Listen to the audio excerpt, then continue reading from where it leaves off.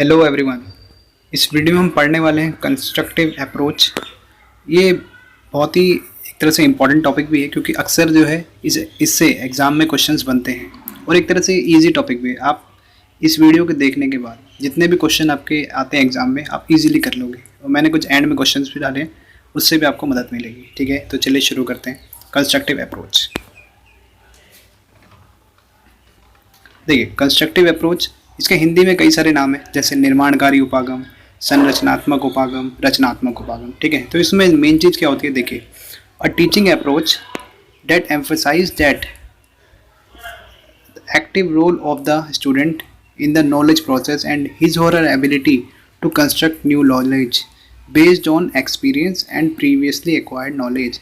यानी क्या कहना चाह रहा है कि एक ऐसी अप्रोच है जिसमें जो विद्यार्थी है वो एक्टिव रहता है, हमेशा एक्टिव रहेगा अपने लर्निंग के लिए। ठीक है, एक्टिव रहेगा और कंस्ट्रक्ट करेगा न्यू नॉलेज।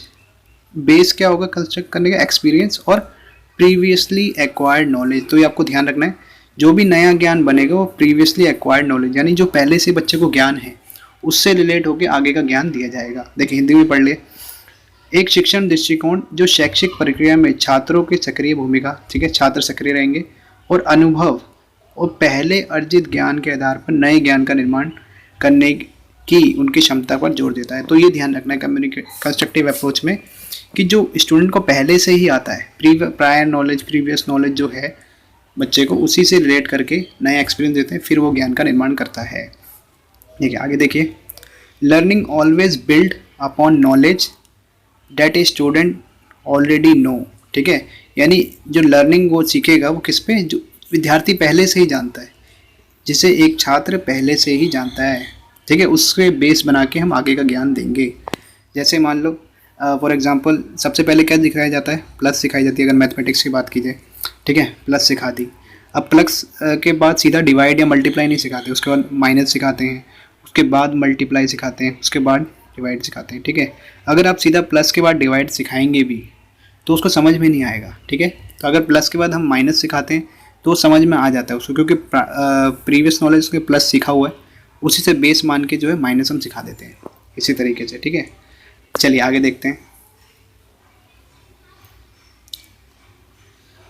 देखिए, knowledge is construct from A base of prior knowledge. ठीक है, यहाँ पे भी वही है कि जो वो ज्ञान का निर्माण करेगा, प्रायर नॉलेज जो पहले से वो जानता है उसी को बेस बना के वो आगे सीखेगा। प्रीवियस नॉलेज, यहाँ पे इक्वेशन एक तरह से बन गई है, previous knowledge plus new experience. तो कंस्ट्रक्टिव अप्रोच में क्या होता है कि जो वो पहले से जानता है और नया जो एक्सपीरियंस दिया है उसके थ्रू जो सिखाया है नया एक्सपीरियंस, तो previous knowledge plus new experience, तो वो हमारी क्या कहलाती है, हमारी constructive approach. Children is not a blank slate, यानी इस अप्रोच में माना जाता है कि जो बच्चा है वो पूरा खाली वो नहीं है, ब्लैंक स्लेट, उसके पास भी नॉलेज है। यानी प्रीवियस नॉलेज का मतलब क्या है, बच्चे के पास भी नॉलेज है, ऐसा नहीं है कि बच्चा ऐसा ही दिमाग खाली है उसका, ऐसा नहीं माना जाता है। ठीक है, तो देखिए हिंदी में पढ़ ले, ज्ञान का निर्माण पूर्व ज्ञान के आधार पर होता है, पिछला ज्ञान प्लस नया अनुभव दिया जाता है और बच्चे कोई कोरी स्लेट नहीं है। अब देखिए, इसको आप अगर मान लो एक ट्रिक बोल लो या जो भी समझ लो, कंस्ट्रक्टिव अप्रोच के नाम में ही कंस्ट्रक्ट आता है ना। अब कंस्ट्रक्शन का मतलब क्या है, मान लो कोई दीवार बन रही है या मॉल बन रहा है, कोई बिल्डिंग बन रही है, तो उसमें दीवार बन रही है तो क्या होगा, ईंट रखते हैं, मान लो ये ईंटें जो लगाता है मिस्त्री। ठीक है, ये मान लो ये ग्राउंड फ्लोर की लगी है। अब ग्राउंड फ्लोर के बाद उसके अगले ऊपर वाली तो ईंट लगेगी, ऐसा तो नहीं होता कि भाई तीसरे माले की ईंट लग जाएगी, नहीं होगा ऐसा ना। तो एक एक करके ईंट लगती है, कंस्ट्रक्शन काम ऐसे ही तो होता है, तभी तो वो ऊपर तक पहुंचेगा धीरे धीरे करके। तो ऐसे ही, यानी इसका मतलब क्या हो, बेस के ऊपर ही जो है नई चीज़ जो है ऐड होती है। बस सेम तरीके से इसमें है, जो बेस यहाँ पे क्या है, उसके पहले से नॉलेज जो है, पहले की नॉलेज, उसमें जो आप नई चीज़ें ऐड करते जा रहे हैं, एक्सपीरियंस। ठीक है, तो ये मैंने एग्जांपल के थ्रू आपको समझाने की कोशिश की, आशा है आपको समझ में आया होगा। ठीक है, तो इसमें मेन चीज़ क्या होती है, प्रीवियस नॉलेज। चलिए आगे। अब देखिए, कुछ करैक्टरिस्टिक्स या विशेषताएं होती है कंस्ट्रक्टिव अप्रोच की, कि देखिए, लर्नर्स आर एक्टिवली इन्वॉल्व, पूरी तरीके से जो है सक्रिय रहता है छात्र इस विधि में। चाइल्ड सेंटर्ड है। ठीक है, यानी इसमें जो है टीचर खाली क्या करेगा, गाइड करेगा, बाकी सारे काम स्टूडेंट के होते हैं। चाइल्ड सेंटर है, यहाँ पे टीचर एज ए फैसिलिटेटर काम करेगा। ठीक है, टीचर खाली गाइड करेगा, वो देखेगा, टीचर कुछ ऐसे नहीं कि इन्फॉर्मेशन दे रहा है, रटवा रहा है, ऐसा नहीं। ठीक है, खाली एज ए फैसिलिटेटर काम करता है। फोकस्ड ऑन ग्रुप वर्क, तो ये ध्यान रखना है कि इसमें जो भी कंस्ट्रक्टिव अप्रोच में काम होता है वो ग्रुप वर्क में होता है, ठीक है। वो टीचर क्या करेगा, ग्रुप बना देता है बच्चों के, और ग्रुप भी कैसे होंगे, ऐसे ग्रुप होंगे जिसमें हर तरीके का बच्चा होगा, जैसे इंटेलिजेंट भी होगा, एवरेज, गुड, लर्निंग डिसेबल, ठीक है। तो हर तरीके का बच्चा जो है, इसको बोलते हैं हम हेट्रोजीनियस ग्रुप्स या विषम, एक होता है समांगी और एक विषमांगी होता है ना, तो वो वाले ग्रुप्स, ठीक है, ध्यान रखना है आपको। और फिर क्या है, टीचर स्टूडेंट का इंटरेक्शन होता है, यानी इनमें ऐसी एक्टिविटीज़ होती हैं जिसमें टीचर और स्टूडेंट का या स्टूडेंट स्टूडेंट का इंटरेक्शंस भी होता है, ठीक है। तो ये ध्यान रखना है कैसे होता है, अभी हम देखेंगे कि कैसे होता है, लर्नर्स एक्टिव कैसे होता है, ठीक है। क्यों मैं कह रहा हूँ कि ये टीचर इंटरेक्शन होता है टीचर स्टूडेंट का, तो इसमें कुछ एक्टिविटीज़ जो है उसका एग्जाम्पल देखते हैं, ठीक है, जिससे आपको और क्लियर होगा। देखिए अब कौन कौन सी एक्टिविटीज़ जो है हमारे कंस्ट्रक्टिव अप्रोच के अंदर कराई जाती है क्लासरूम में। देखिए एक तो होता है एक्सपेरिमेंटेशन, इसमें क्या होगा, स्टूडेंट जो है इंडिविजुअली परफॉर्म करेंगे एक्सपेरिमेंट, ठीक है। कुछ उन्होंने एक्सपेरिमेंट किया, अब उससे क्या उनका रिजल्ट निकला एक्सपेरिमेंट से, वो क्या करेंगे, क्लास में डिस्कस करेंगे, ठीक है। जो उन्होंने प्रयोग किया, अब प्रयोग करने के बाद कुछ तो निकला ही होगा निष्कर्ष, तो उसको वो क्लास में डिस्कस करेंगे। तो उसमें क्या हुआ, चाइल्ड सेंटर्ड हो गई, कुछ बच्चे ने खुद करा और वो एक्टिवली इन्वॉल्व हुआ अपने ज्ञान में, उससे जो रिजल्ट निकला उसने वो सीखा।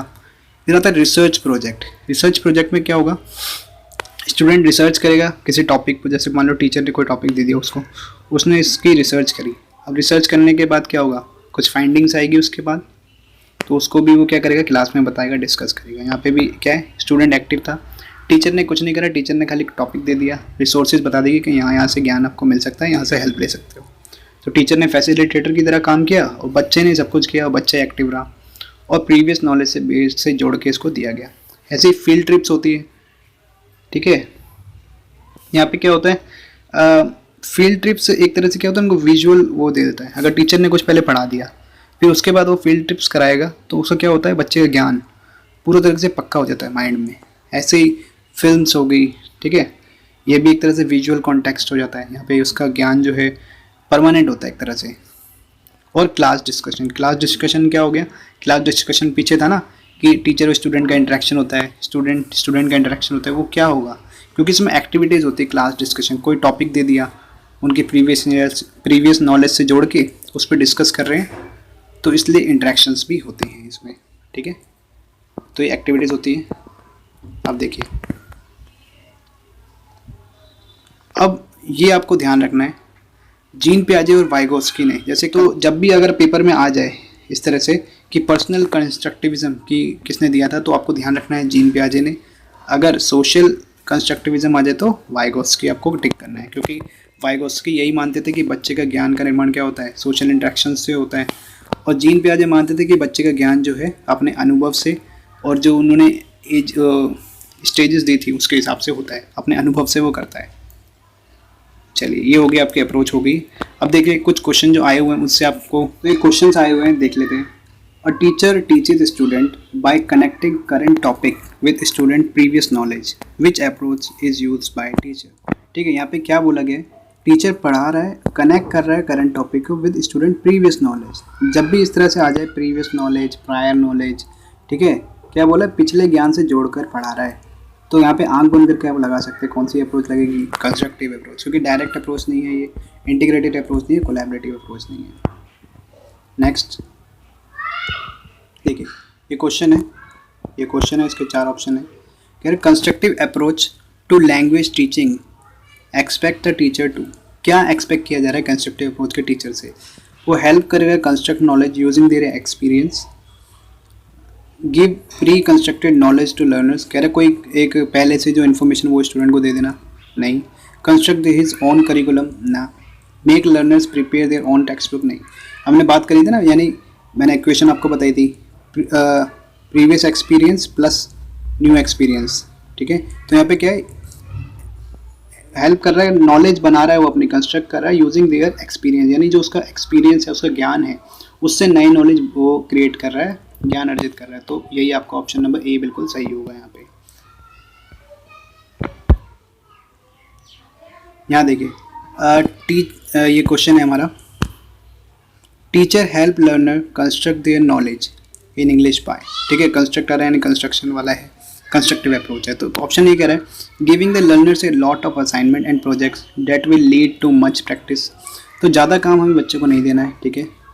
Correcting every mistake a learner makes and giving the relevant rule of grammar as immediate feedback. ऐसा हमने पढ़ा है कि कंस्ट्रक्टिव अप्रोच में नहीं। Giving extensive language drills in which learner practice language items mechanically.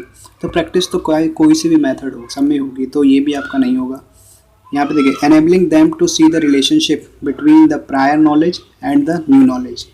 तो यहाँ पे देखिए क्या बोला, रिलेशनशिप बिटवीन प्रायर नॉलेज यानी जो पहले से जानता है बच्चा और नया नॉलेज उसमें ऐड हो जाएगा, ठीक है। तो कंस्ट्रक्टिव अप्रोच में क्या होता है, प्रीवियस नॉलेज आ गया तो आपका ऑप्शन नंबर बिल्कुल 4 सही होगा, ठीक है। आशा है ये टॉपिक आपको क्लियर हो गया होगा।